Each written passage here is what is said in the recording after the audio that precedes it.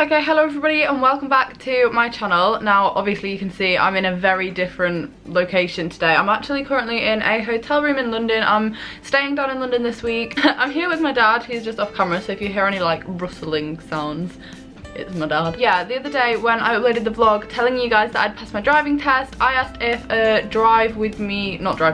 like a driving experience video was something that you might be interested in. Don't laugh. So many of you were tweeting me, like asking me questions and things to address and stuff, so I thought I will sit down and film this extra video. It was gonna go up, to be honest, I'm not actually sure if it's going up on a Tuesday or a Thursday, but whenever it's going up, there are gonna be 2 videos up this week, this one and another one. But I'm just gonna get straight on with it. I'm gonna go from the questions you asked me on Twitter, but also I'm just gonna work like chronologically through like the beginning to the end, so like starting my lessons to passing my test, including the test as well. And I'm going to be quite brief because I've spoken about it a lot in vlogs. Like I basically vlogged my journey from the first driving lesson that I had to passing my test last week. So quite a lot of people said what to expect from your first lesson and what do you think you need to know before you have it. Okay, so I didn't know anything about driving before I had my first lesson. I didn't know anything about the highway code. I didn't know like basic street signs, what they meant. Just like honestly, I started and knew nothing, so I would say you're fine just doing it like that. They're there to teach you. My first lesson was actually quite good. I can't really remember it, but are you filming me? Are you on Instagram? No, I'm just recording it. Okay. Oh, my dad's vlogging me. So my first lesson, basically, if you don't know where I'm from Beverley, which is a town in East Yorkshire, and it's really small. So we went to like an even smaller part of Beverley. So like within Beverley there's another little village and it's called like Molescroft. You might know it if you're from around where I'm from.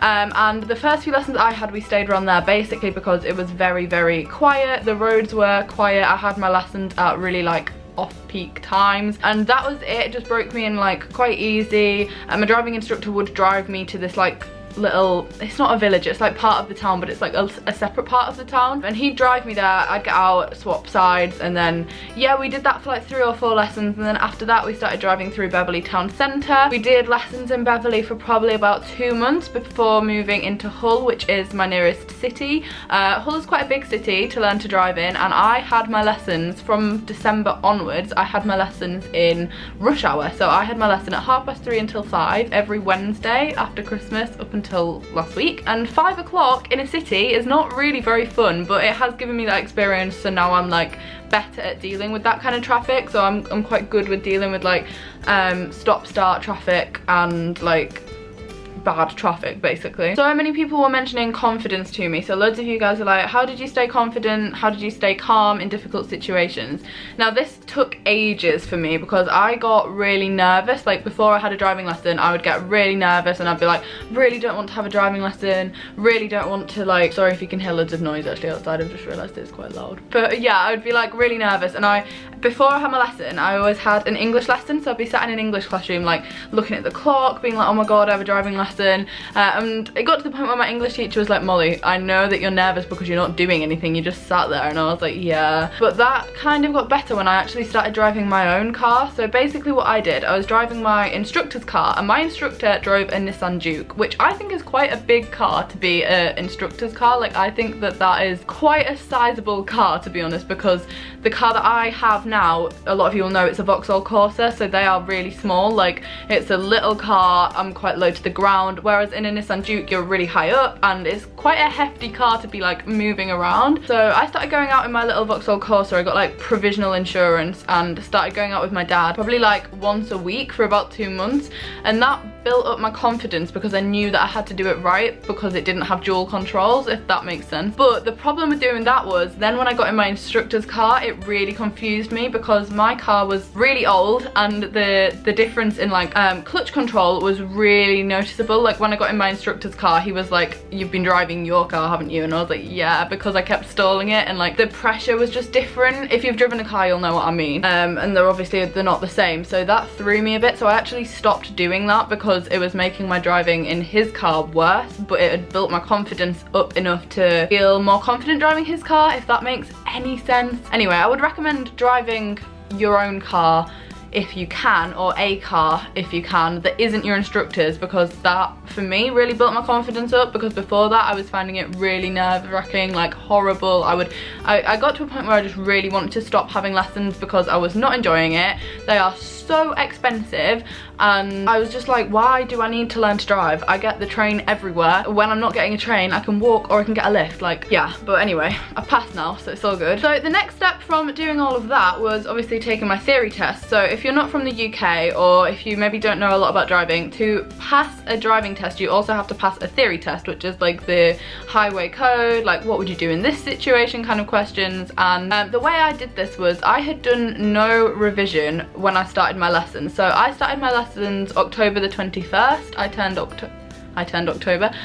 17 on the 20th, and I had my first lesson on the 21st. Up until March, I had no theory revision at all.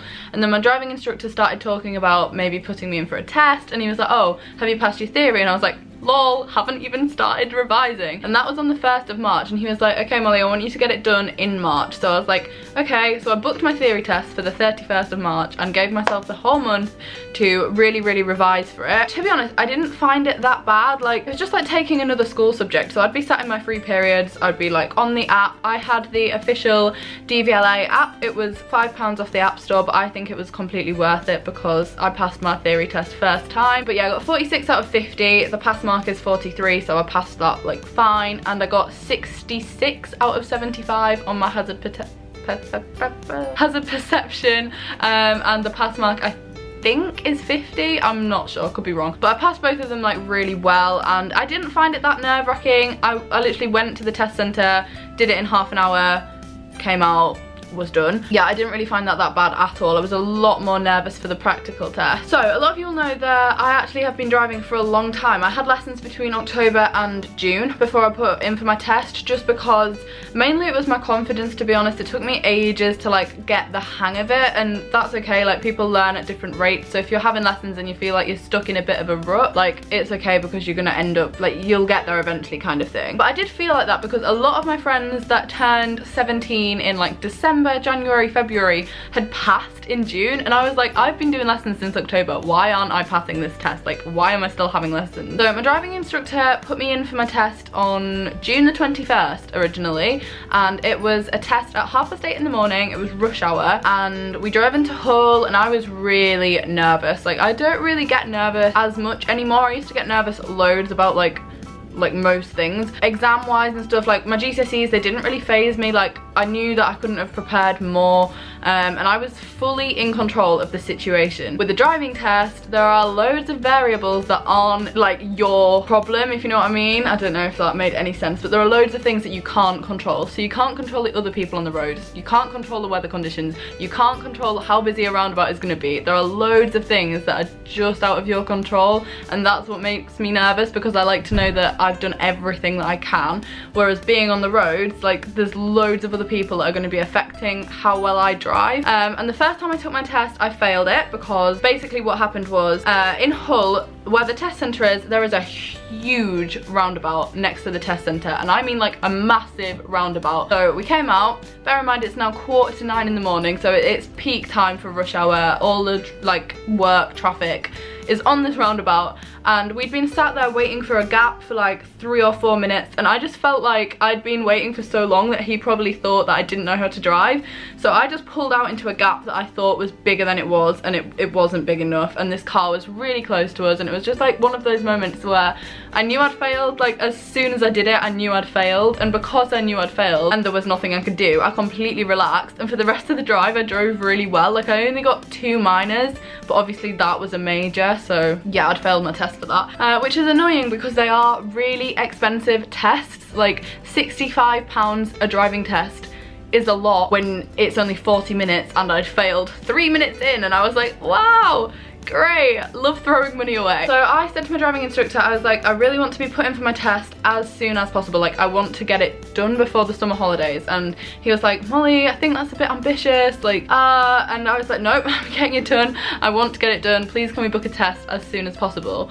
So I actually had 3 more driving lessons, and then we really luckily found a test available in Beverley. So going back to the like geography of this, Beverley, small town, Hull, big city. So I was like, yes, yes. Obviously I've lived in Beverley for my whole life. I know the roads in Beverley really well. Like I've driven on all of them, like in the car with my mum and dad and stuff, like just growing up. And I think that really helped my confidence because I knew where I was, whereas when I was in Hull, I had no idea. So he was like, turn left at the next junction, and right after that junction there might be a crossing or something, and I didn't know it was there. So then I'm like going too fast, and obviously there are going to be situations like that in the future, but when you're on a driving test, like confidence is key, and I was so much more confident in Beverley. So the test was at 11 o'clock, obviously a lot better time than 8:30. That's not rush hour. Beverley, small town, not many people out and about, and I was just so happy. And I was like, I can't mess up this opportunity, because tests in Beverley are really rare because the test centre is predominantly for motorbikes and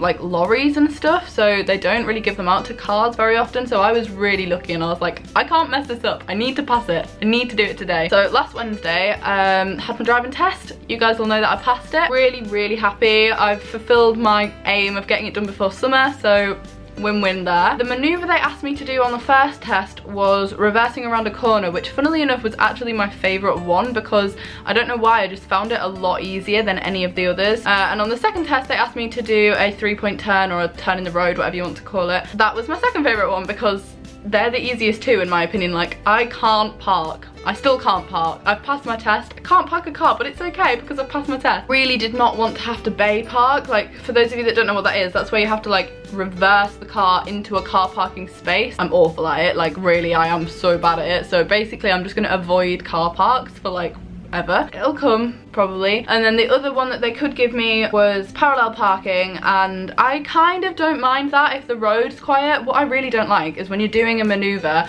and you're holding up a queue of traffic, because then the pressure's on to get it right first time, and usually I don't get it right first time, so I'm like, I'm holding up the traffic, and then I'll stress it out, and then I'll do it wrong. So yeah, I was pretty lucky on my test because both of the ones that I got were ones I knew I could do. The first test I did, I actually got marked down because I didn't do enough observations.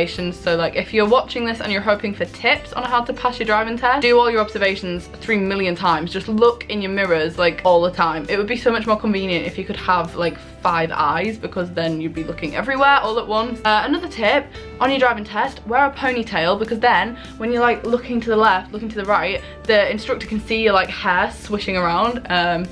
So yeah, felt like I was cheating the system a bit, but if you've got long hair, if you're a lad, obviously that won't work. I mean, you could try and get a ponytail, but okay. So a little bit about like the behind the scenes bit, like the not driving bit. I got so many questions about like, how many hours of driving did you do? How many lessons did you have? How much did it cost you in total? And I was with a driving instructor who charged £35 for an hour and a half, or £203 for 6 lessons, which was 9 hours. So there's a lot of maths involved in that. All I know is that it was expensive. It was really expensive. Between October and last week, like I was spending so much money each month on this. That was my main incentive to pass. After like the novelty wore off of driving a car, my main incentive was, I just don't want to be spending this money, because to insure my car and to run my car is cheaper than having driving lessons. Like that's ridiculous. So in total I actually had 41 hours of driving before he put me in for my test, but I'd had 35 hours when we booked the test, if that makes sense. So like we booked the test when I had 35 hours of lessons, and then it was 5 more hours before the test was like there, if you know what I mean. Basically when I first started driving, he said most people will take between 25 and 35 lessons before they book a test. I took 35 lessons, not lessons, sorry, hours, but by the time I actually passed, I'd ended up having 44 hours of driving lessons, which I don't know what the average is. I feel like that is like above average, like that is longer than most people take, just because I'm quite a slow learner when it comes to practical things like driving a car.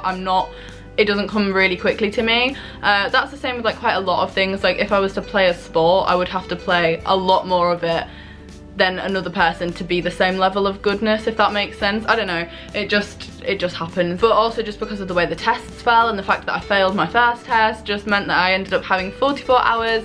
You guys can do the maths on how expensive that was, because I don't actually want to add that up. Sorry if you just saw my dad's leg flying in the air. But yeah, and then obviously now that I've passed my test, I have my own car, so a lot of you were asking questions about that. The car I have is actually my mum's old car. So when I was 6, my mum bought this car. Was I 6? Was I 5? 5 years old. This car has been in my family for 12 years. We've owned this car. But basically my mum got a new car like last year, and this car's just been sat in the garage at home, but it's really ideal because it's got a 2002 plate on it, so obviously it's very old, but it's really ideal for what I need it for, because realistically I'm not going to be traveling any further than like half an hour away from my house in this car, because I'm not going to be doing long journeys for a while yet, because obviously I'm a new driver, I don't really want to be, and then next year I'm going to aim to buy a new car, but for now this car's like really ideal. So a lot of you are asking about like who I insured it with and stuff, so I've insured it with, is it Wise Driving or just Wise?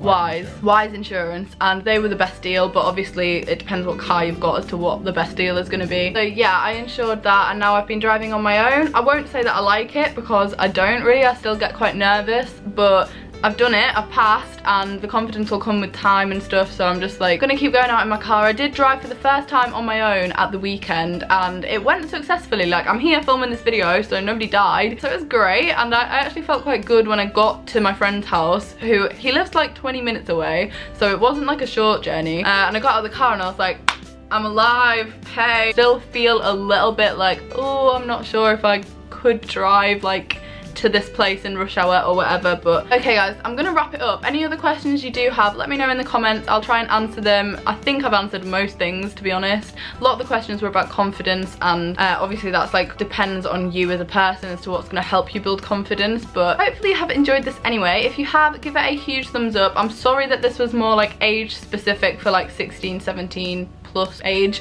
so if you're younger and you're watching this, then it might be handy for a couple of years time. So yeah, as I've said, let me know any other questions that you have. If you're new around here, don't forget to hit the subscribe button. We hit 70,000 subscribers the other day, still very happy about that, so let's see if we can make that, what is next, 71,000 comes after 70, doesn't it? Cool. But yeah, I'm gonna go, and I will see you on Saturday with a weekly vlog, which will be fully based in London, so hence why I'm here. You'll get to know a bit more about it if you watch that weekly vlog, and I will see you all then.